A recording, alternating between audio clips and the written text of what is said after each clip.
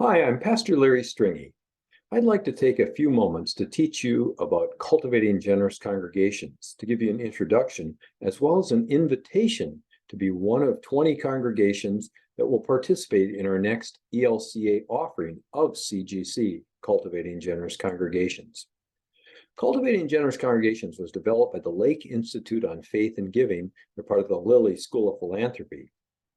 Congregations gather together both synchronously and asynchronously, that is, synchronously meaning over Zoom, for 4 different times, as well as asynchronously learning through the Pathwright learning platform, where you watch videos or read materials in the 2 weeks between sessions, as well as up to a year after the last session is done.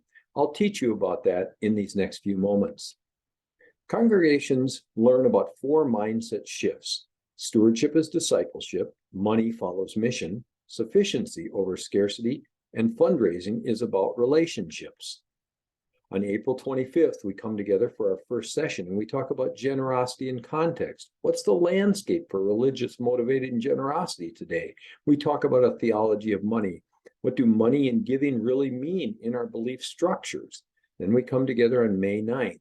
And talk about the congregation. What foundation does a congregation need to build in order to invite generosity authentically and effectively, as well as leadership? How do congregational leaders, both lay and clergy, equip themselves to cultivate generosity with integrity and skill? Then on May 23rd, we come together to talk about donors and members. In other words, what motivates givers today? And fundraising is ministry. How do we look at this fundraising in ways that it in fact enhances ministry in our setting? Then finally, on the 30th of May, all that we've learned in these weeks through the synchronous and asynchronous learning is brought together in an implementation project. In other words, congregations in their own context develop what will be next.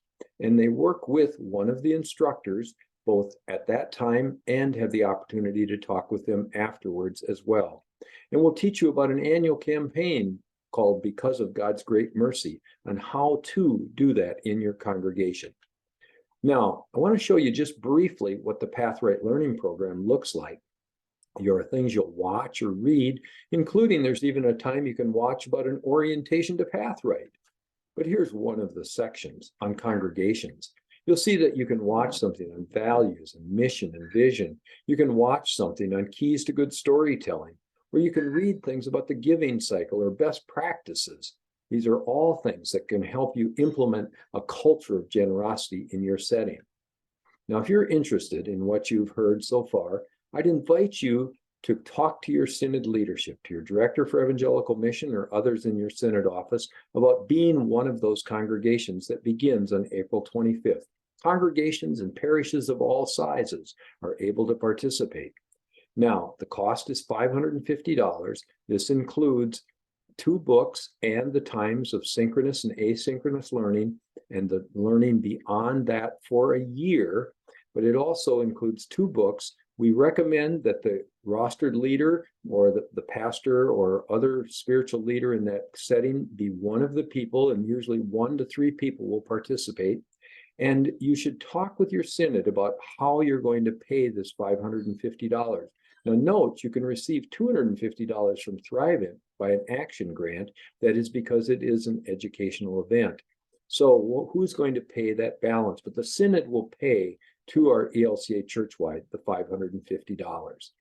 Now, if you have other questions, you can contact me or Tim Brown. You'll see our contact information. Or if you're ready to register, make sure that you've made those financial arrangements with your synod, but then we'll send you the registration link. Thanks so much for the ministry that you're doing already, and we look forward to helping you to grow God's generosity in your setting. Thanks, and God's blessings.